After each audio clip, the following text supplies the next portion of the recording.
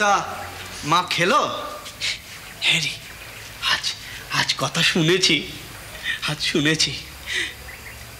কি রে, কি দেখছিস? না কিছু না।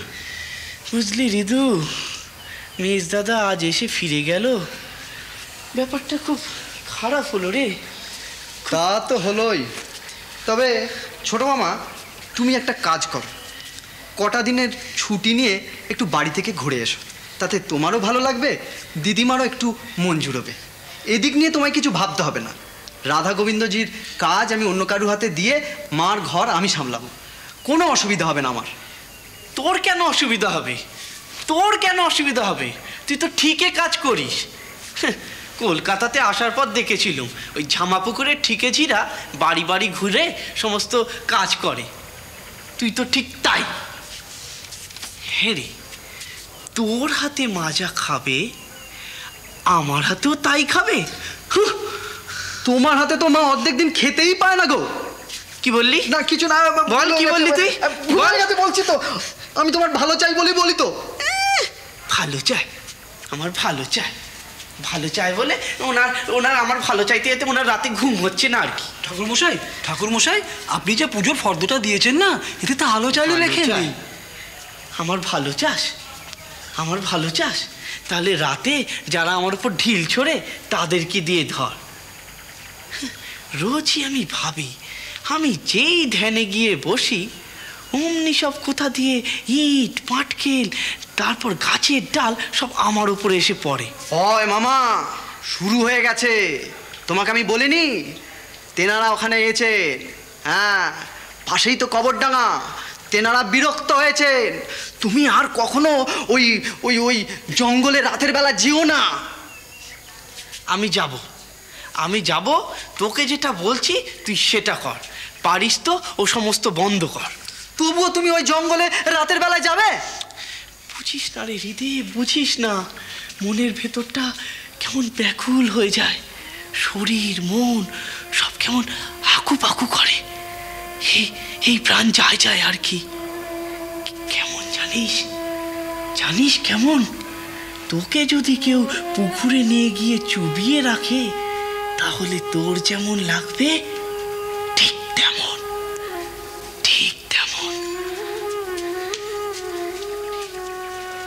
ধরে ফেলল নাকি? মনে হয় কিছু বুঝেছে। আশ্চর্য, ভয় ডর বলে কিছু নেই। ওই জঙ্গল কবরডাঙ্গা, ওতে লোকে দিনের বেলা পর্যন্ত যেতে ভয় পায়। মামা তো ওই রকমই ছোটবেলা থেকেই। গাঁয়ে ভূতিখালের পাশ দিয়ে শ্মশানে রোজ ঘুরতে যেত মামা। মামা ওই রকম নরম সরম হলে কি হবে, ভেতরে ভেতরে দারুণ বেপরোয়া। ও, আশ্চর্য লোক বটে কিন্তু। তবে মামা যদি বুনোল হয়, আমিও বাঘা তেঁতুল ছাড়ব না।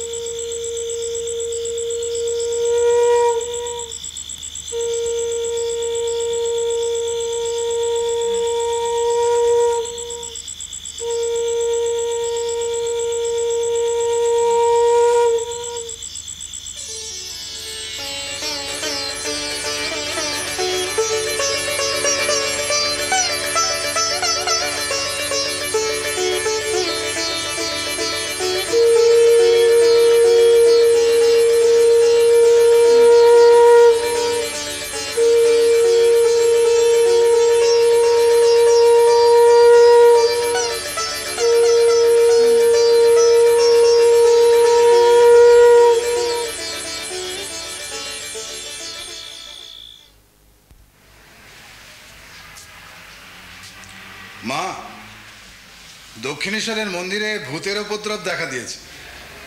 ঠিক বুঝলাম না তো। আমি সকালে মন্দিরে গিয়েছিলাম, ওখান থেকেই শুনে এলাম। তাছাড়া ছোট বাচ্চা আমাকে নালিশও করেছে। যেমন ছোট বাচ্চা যখন রাত্রে আমলকি গাছের নিচে ধ্যান করতে বসে, তখন কে বা কারা তার উপর ঢিল পাটকেল গাছের ডালের টুকরো ইত্যাদি ছোড়ে। সে কি, কেন? ওই তেনারা ফেলেন। কে বলেছে? ছোট ভট্টাচার্যের ভাগ্নে হৃদয়রাম। তার মানে ওই বিষ্ণু মন্দিরের ভট্টাচার্য? হ্যাঁ মা, হৃদয়রামের অনুমান যে যেহেতু জায়গাটা ঘন জঙ্গল, পাশে পুরনো কবরস্থান রয়েছে, সেখান থেকে নাকি অশরীরী আত্মারা বেরিয়ে এসে ওই ঢিল পাটকেল ছোড়ে। এই কথা অবশ্য সে আমাকে নিজে বলেনি, তার মামাকে বলেছে। কিন্তু মামা আমাকে অন্য কথা বলেছে। ছোট বাচ্চা আমাকে বলেছে যে ব্যাপারটা হৃদয়রামেরই কাজ। হৃদয়রামই এই কাজটা করছে, সেই হচ্ছে অশরীরী আত্মাদের পাণ্ডা।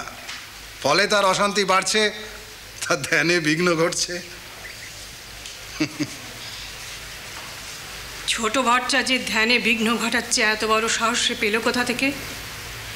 আর তুমি এই ব্যাপারটাকে উপভোগ করছো? তোমার তো উচিত ছিল ওকে শাসন করা। এমনিতেই ছোট ভট্টাচার্যের পুজো আর্চা নিয়ে মন্দিরের বাইরে নানান রকম কথা চলছে, আমি নিজের কানে শুনেছি। তার ওপর যদি মন্দিরের ভেতরেও এরকম পরিবেশ সৃষ্টি হয়, তাহলে তো সেটা ঠিক হবে না। বড় ভট্টাচার্য বেঁচে থাকলে আমি এসব নিয়ে মাথা ঘামাতাম না, কারণ আমি জানতাম তিনি মন্দিরের পরিবেশ নষ্ট হতে দিতেন না। কি হলো, চুপ করে আছো যে? আমার মনের ভাব তোমার পছন্দ হলো না বুঝি? আসলে সমস্যাটা অন্যত্র মা। সমস্যাটা কোথায়? আপনি কি ভাবছেন যে হৃদয়রাম তার মামাকে পাগল মনে করে খেপাচ্ছে? প্রকারান্তরে তো তাই দাঁড়াচ্ছে। ঘটনাটা কিন্তু তা নয়। তাহলে? আমি হৃদয়রামকে কাজে লাগিয়েছিলাম তার বড় মামাকে সেবা করার জন্যে আর পুজোর নানান রকম জোগাড়পাতি দেবার জন্যে। কিন্তু ঘটনাচক্রে হৃদয়রাম এখন রাধা গোবিন্দজির মন্দিরের পূজক, আর ছোট ভট্টাচার্য ভবতারিণী মায়ের পূজক। আমাদের ভাগ্যগুণে, তাদের নিষ্ঠায় তারা দুজনে কাজটা ভালোভাবেই করছে। কিন্তু ছোট ভট্টাচার্য এই নিত্য পূজার বাইরে যে যোগ, ধ্যান, সাধনা ইত্যাদির ব্যাপারে মাথায় ভয়ঙ্কর চাপ নিতে শুরু করেছে, সেই ব্যাপারটাতে হৃদয়রাম ভয় পাচ্ছে। শত হলেও সে তার মামা, তো রক্তের সম্পর্ক। এসব কথা কেন বলছো? আপনি কিন্তু দু একদিনের মধ্যে ছোট ভট্টাচার্যকে দেখেননি মা। আমি আজ সকালে দেখেছি সারা রাত জঙ্গলের মধ্যে বসেছিল, চোখ দুটো জবা ফুলের মতো লাল, একটা ঘোরের মধ্যে রয়েছে। আমার কিন্তু ভীষণ দুশ্চিন্তা হচ্ছে মা।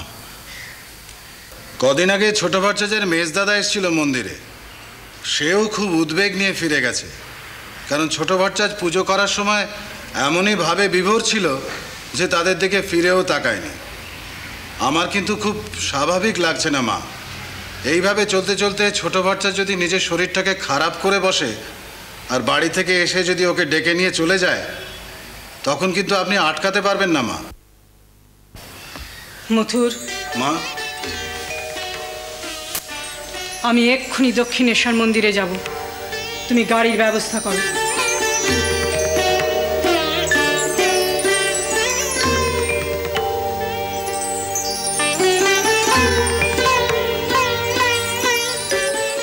আর পারছি না রে, বুকের ভেতরটা কেমন কষ্ট হচ্ছে রে। মা এসে আমার বুকে হাত বুলিয়ে দিক, তবে আমার সব জ্বালা মিটবে। কি কষ্ট তোমার, আমাকে বলো। তুমি ভগবানকে ভালোবাসো, মানুষকে দিশা দাও, সাহেব শুভ দত্তি দানুদের তুমি তটস্থ করে রাখো, দেবতাকে টেনে এই ভুঁইয়েতে প্রতিষ্ঠা দাও। তুমি তো দেশে মানুষ নও গো রানীমা। শ্রীরাম